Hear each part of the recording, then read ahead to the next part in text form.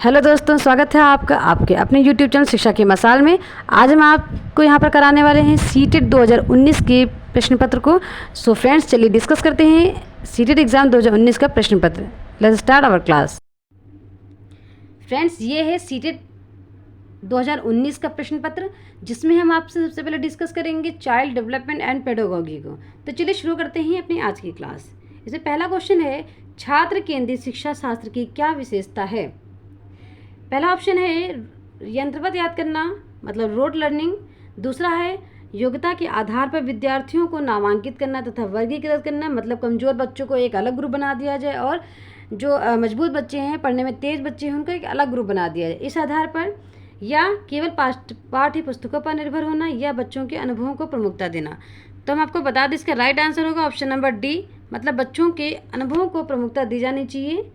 बच्चों को road learning बिल्कुल नहीं कराई जानी चाहिए। ऐसा कहा जाता है, शिक्षा शास्त्र का प्रमुख उद्देश्य है कि बच्चों को रटा करके चीज़ें याद नहीं करानी चाहिए और बच्चों के अनुभवों को, उनके एक्सपीरियंसेस को प्रमुखता देनी चाहिए। नेक्स्ट क्वेश्चन है, क्वेश्चन नंबर 2 है, संवेग एवं संज्ञान एक दूसरे से डैश हैं, मतलब सन्निहित हैं, संबंधित नहीं हैं, ये पूर्णतः अलग हैं अथवा इंडिपेंडेंट हैं, मतलब स्वतंत्र हैं। तो सही आंसर हो जाएगा कि इंटरवोवन विथ, मतलब सन्निहित हैं। इसका सीधा सा मतलब ये कह सकते हैं, option number A is the right answer. Emotions और कॉग्निशन हम आपको बता दें क्या होता है फ्रेंड्स। इमोशन मतलब होता है संवेग और कॉग्निशन मतलब होता है संज्ञान।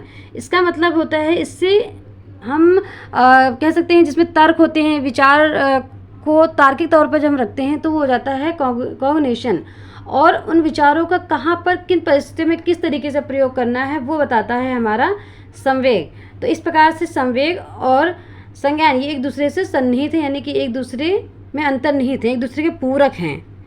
नेक्स्ट क्वेश्चन है, क्वेश्चन नंबर 3 कहता है, संरचनावादी ढांचे में अधिगम प्राथमिक रूप से, द फर्स्ट ऑप्शन इज अनुबंधन द्वारा अर्जित हैं। सेकंड कहता है अवबोधन की प्रक्रिया पर केंद्रित है, मतलब focused on the process of meaningful making.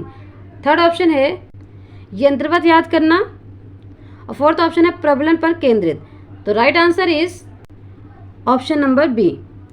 Option number B is the right answer, अवबोधन की प्रक्रिया पर केंद्रित करना, कि बच्चों को जो भी चीज़ें सिखाई जाएं वो मीनिंगफुल होना चाहिए, ऐसा होना चाहिए जो वास्तविक रूप में उन्हें कुछ सिखा सकें। क्वेश्चन नंबर 4 है, अनेक घटनाओं के बारे में बच्चों के द्वारा बनाए गए सहजानुभूति सिद्धांतों के संदर्भ में एक शिक्षिका को क्या करना चाहिए। तो इसका सही आंसर हो जाएगा ऑप्शन नंबर बी, कि प्रतिकूल प्रमाण एवं उदाहरणों को प्रस्तुत करके बच्चों के इन सिद्धांतों को चुनौती देनी चाहिए, यानी कि बच्चों को चैलेंज देने चाहिए और चैलेंज को फेस करना सिखाना चाहिए, ताकि विपरीत परिस्थितियों में भी अपने कार्य को बेहतर तरीके से कर सकें।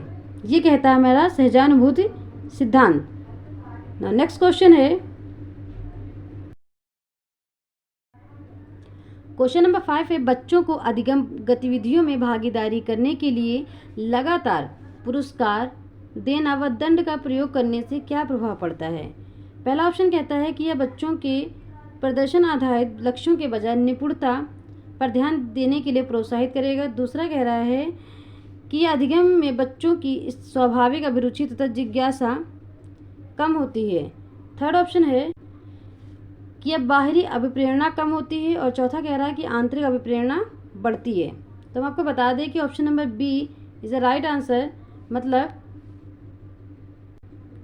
Option number B is the right answer, कि अधिगम में बच्चों की स्वाभाविक अभिरुचि तथा जिज्ञासा कम होती है। इसका मतलब अब यदि आप बच्चे को लगातार पुरस्कार और ये दंड देते रहेंगे तो एक टाइम के बाद उसकी पढ़ाई में रुचि एकदम ख़त्म हो जाएगी। बच्चे को प्रशंसा दी जानी चाहिए, उसको अप्रिशिएट करना चाहिए, लेकिन हमेशा उसको अच्छे कार्य करने पर तुरंत ही पुरस्कार अथवा दंड, या गलत काम करने पर दंड नहीं देना चाहिए। गलत काम करने पर उसे समझाना चाहिए और ज़्यादातर कोशिश करनी चाहिए कि जो अच्छे कार्य करे तो उसे अप्रिशिएट करें, उसे प्रोत्साहित करें। नेक्स्ट क्वेश्चन है, क्वेश्चन नंबर 6 कहता है कि संरचनावादी सिद्धांतों के अनुसार अधिगम के बारे में निम्नलिखित कथनों में से कौन सा सही है। तो इसका ऑप्शन नंबर बी राइट है, यानी अधिगम से क्रिया विनियोजन के द्वारा ज्ञान की संरचना की प्रक्रिया है। तो मैं आपको उसको सही तरीके समझा दें कि संरचनावादी सिद्धांतों के अनुसार अधिगम के बारे में निम्नलिखित में से कौन सा कथन सही, ऐसा क्वेश्चन में पूछा गया था।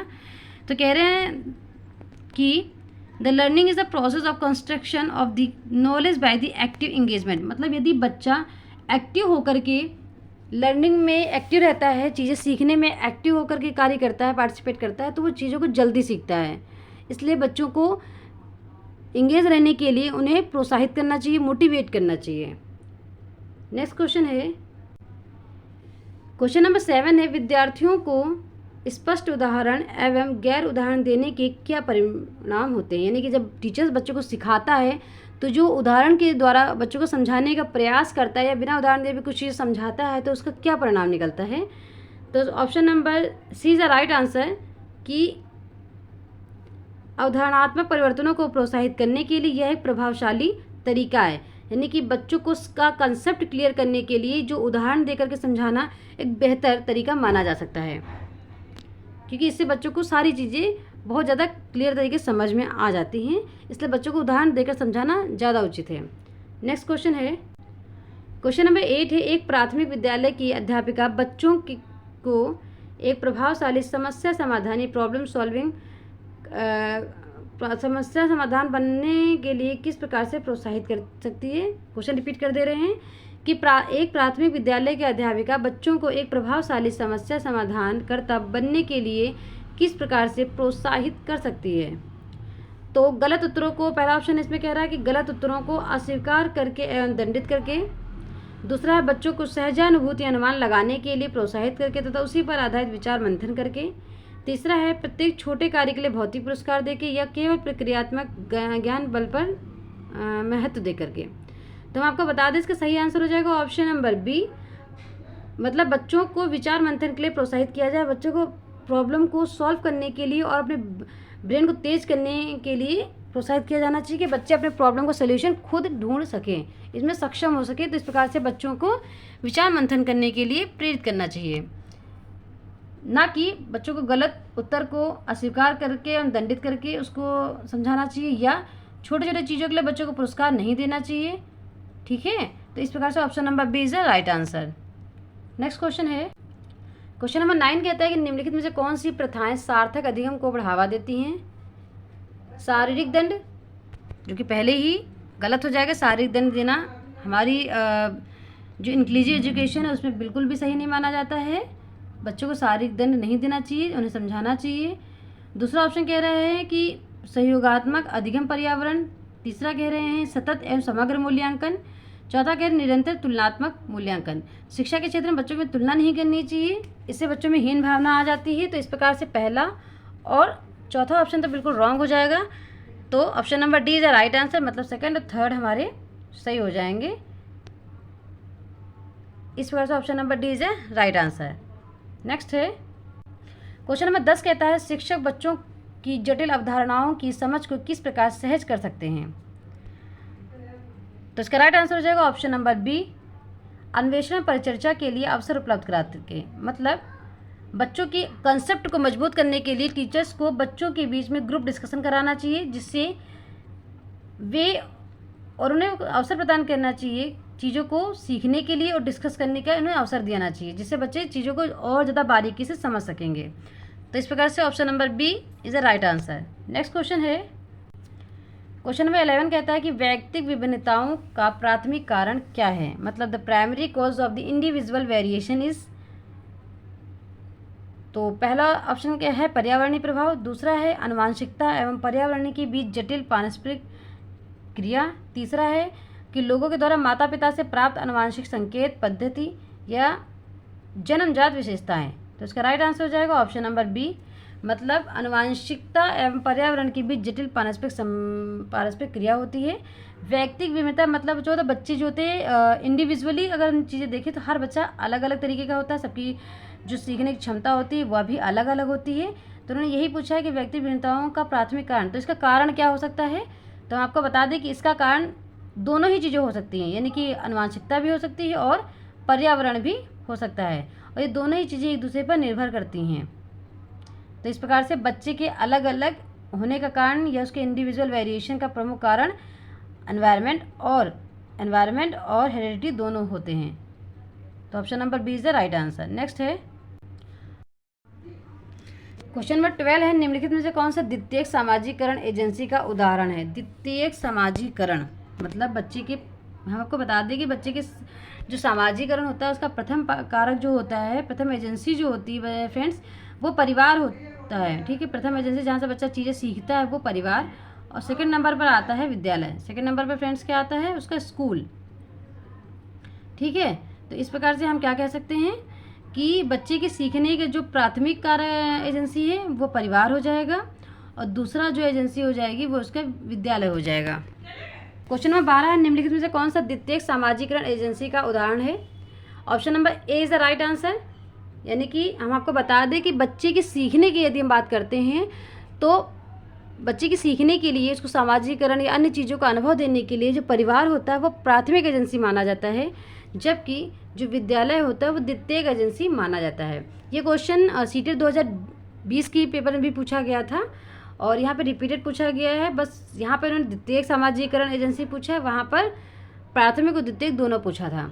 तो ये क्वेश्चन मोस्ट इंपॉर्टेंट है, तो इसे याद रखिएगा कि प्राथमिक एजेंसी परिवार होता है, द्वितीयक एजेंसी जो होता है विद्यालय एवं मीडिया होता है।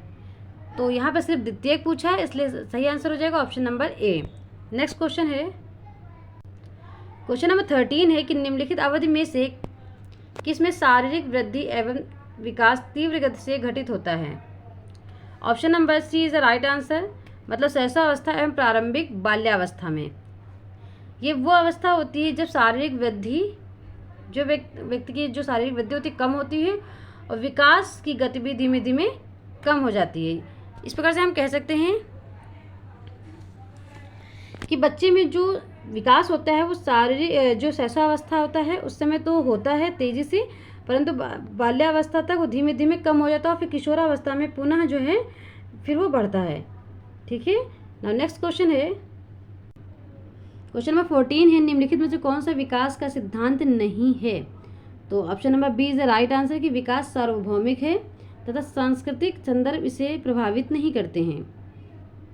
नेक्स्ट क्वेश्चन है, क्वेश्चन नंबर 15 है, कक्षा में परिचर्चा के दौरान एक शिक्षक प्रायः लड़कियों की तुलना में लड़कों पर अधिक ध्यान देता है। क्वेश्चन पढ़ के आप समझ गए होंगे कि ये किस प्रकार की उदाहरण को प्रस्तुत कर रहा है। ये जेंडर पक्षपात यानी कि जेंडर बायस को रिप्रेजेंट कर रहा है, जहाँ पर बच्चों के बीच जेंडर को लेकर यानी कि उनके लिंग को लेकर के पक्षपात किया जाए। ये लड़का ये कार्य कर सकता है, लड़कियां ये कार्य नहीं कर सकती हैं, इस आधार पर बच्चों के बीच भेदभाव किया जा रहा है, यानी कि जेंडर बायस को रिप्रेजेंटेशन दे रहा है।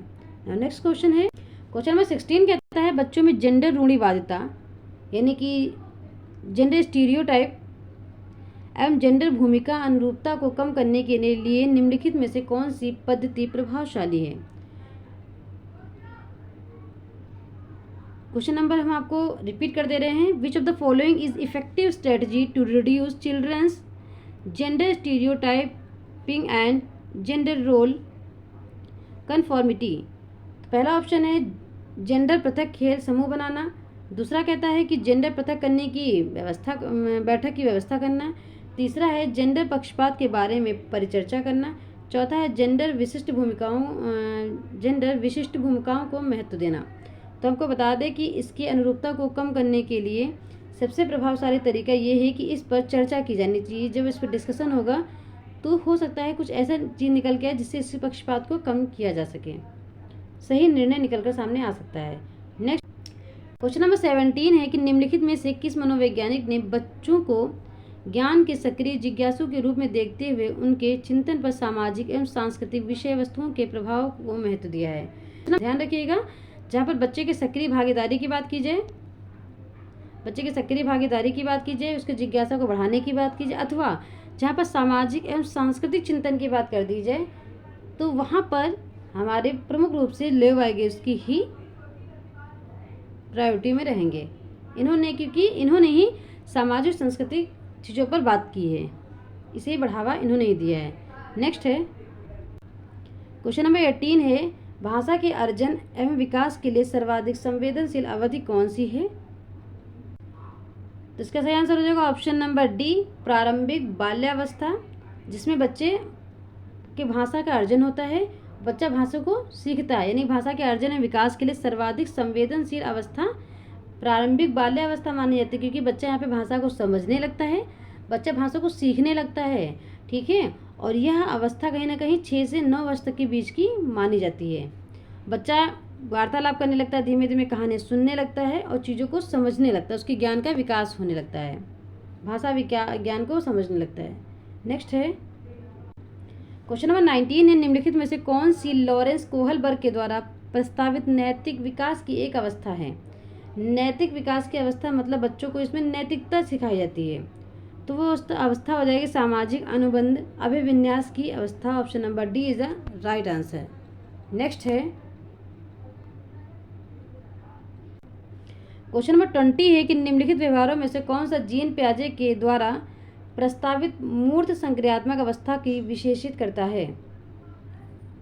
तो इसमें राइट आंसर हो जाएगा ऑप्शन नंबर डी, मतलब संरक्षण कक्षा समावेशन, अर्थात कंजर्वेशन एंड क्लास इंक्लूसिव, जहाँ पर बच्चों को मूर्त संक्रियात्मक अवस्था के रूप में समझा जाता है, यानी कि यह वह अवस्था है जीन पियाजे की जहाँ पर बच्चों को संरक्षण किया जाता है बच्चों का, और कक्षा समावेशन को बच्चों को सिखाया जाता है कि कैसे हम चीज़ों को साथ में रहते हुए सीख सकते हैं, क्योंकि यह अवस्था है जब बच्चा उन चीज़ों को सीखता है जो उसके सामने होती है, उसे देख करके वो वास्तविक रूप में चीज़ों को समझ पाता है। क्वेश्चन नंबर 21 है, बच्चों के संज्ञानात्मक विकास के संदर्भ में निम्नलिखित में से कौन सी पियाजे की संरचना है। तो इसका सही आंसर हो जाएगा ऑप्शन नंबर सी, यानी स्कीमा। अब हम आपको बता दें कि स्कीमा है क्या। तो फ्रेंड्स, स्कीमा से सीधा सीधा संबंध मेंटल स्ट्रक्चर से है, जहाँ पर मेंटल स्ट्रक्चर की बात होती है कि बच्चा कैसे चीज़ों को अपने इमेज को अपने माइंड में क्रिएट कर पाता है, चीज़ों को बना पाता है, वो सब हमारा स्कीमा के अंतर्गत आता है। और इसकी व्याख्या की है जीएन पियाजे ने, और इन्होंने संज्ञानात्मक विकास पर भी चर्चा की है। तो आई होप आपको समझ में आ गया होगा। नाउ नेक्स्ट है क्वेश्चन नंबर 22 कहता है, जिक्सा पहले को करते समय 5 वर्ष की नज़मा स्वयं से कहती है कि नीला टुकड़ा कहाँ है। नहीं, यह वाला नहीं, गाढ़े रंग वाला, जिससे जूता पूरा बन जाएगा। इस प्रकार की वार्ता को वाइगोस्की किस प्रकार से संबोधित करते हैं। तो हमने आपको अभी बताया था कि वाइगोस्की ने सामाजिक संस्कृति का सिद्धांत दिया था, तो उस हिसाब से इसका राइट आंसर हो जाएगा option number C is the right answer. मतलब बच्चा जो इस प्रकार से खुद से बातें कर रहा है उसे हम कहेंगे प्राइवेट स्पीच, मतलब व्यक्तिगत वार्ता, यानी कि खुद से चीज़ों को समझने के लिए खुद से ही बोल रहा है, खुद से ही बातें कर रहा है, इसे हम कह सकते हैं private speech. Now next question है नंबर 23, बच्चों को संकेत देना अथवा तथा आवश्यकता पड़ने पर सहयोग प्रदान करना निम्नलिखित में से किसका उदाहरण है। तो हम आपको बता दें कि यहाँ पे संकेत देने का मतलब है बच्चा जब कोई चीज़ ना कर पा रहा हो तो उसे इंडिकेशन के थ्रू उसको सिखाना, छोटे बच्चों को, या उसको थोड़ा सा सपोर्ट दे करके सिखा देना, ये किसका उदाहरण है। तो ये इसका सही आंसर हो जाएगा, इसका फोल्डिंग यानी पाड़, ढांचा अथवा इसके निर्माण भी बोलते हैं, ठीक है। ये प्रकार का हेल्प कह सकते हैं इसको, जिसके थ्रू बच्चे को थोड़ा सा आसानी से सिखाया जा सकता है और बच्चा चीज़ें को जल्दी सीख भी सकता है। नेक्स्ट क्वेश्चन है क्वेश्चन नंबर 24 कहता है कि रूही हमेशा समस्या के एकाधिक समाधानों के बारे में सोचती है, मतलब समस्याओं के एक से अधिक समाधान सोचने का प्रयास करती है। इनमें से काफ़ी समाधान मौलिक होते हैं। रूही किन गुणों को प्रदर्शित कर रही है। तो इसका सीधा सा आंसर हो जाएगा क्रिएटिव थिंकिंग, मतलब सृजनात्मक विचार। कोई भी बच्चा जो किसी भी समस्या को कई मल्टी डायमेंशनल अप्रोचेस के साथ सॉल्व करने का प्रयास करता है, कई तरीके से चीज़ों को सीखने का प्रयास करता है, यह समस्या को कई तरीके से सॉल्व करने का प्रयास करता है, तो इससे हम कहते हैं क्रिएटिव माइंडेड पर्सन, ठीक है। तो इसका राइट आंसर हो जाएगा option number C. Next question है, लिखित कथनों में से कौन सा बुद्धि के बारे में सही है। तो बुद्धि के बारे में सही है, इसमें ऑप्शन नंबर बी सही आंसर हो जाएगा। मतलब बुद्धि मल्टी डायमेंशनल होती है और क्या होती है, set of the complex abilities, मतलब यह जटिल योग्यताओं का एक समूह है। और यह थ्योरी दे दी थी हमारी एजी गार्डनर ने मल्टी इंटेलिजेंस की थ्योरी को पूर्ण रूप से व्याख्या किया था उन्होंने इसकी। नेक्स्ट है इसके अलावा हम आपको बता दें कि मल्टी इंटेलिजेंस की थ्योरी A.G. गार्डनर ने दी थी। उन्होंने 7 प्रकार की बुद्धि की बात की थी, ठीक है। और इन 7 प्रकार की बुद्धि के बारे में हम आपको पहले वाली वीडियो में बता चुके हैं, तो यदि आपने नहीं देखा तो उसे आप देख लीजिएगा, उसकी लिंक हम अपने डिस्क्रिप्शन बॉक्स में दे देंगे। नेक्स्ट है the primary characteristic of children which dyslexia includes, मतलब पठन कैवल्य बच्चों के प्राथमिक लक्षण क्या हैं।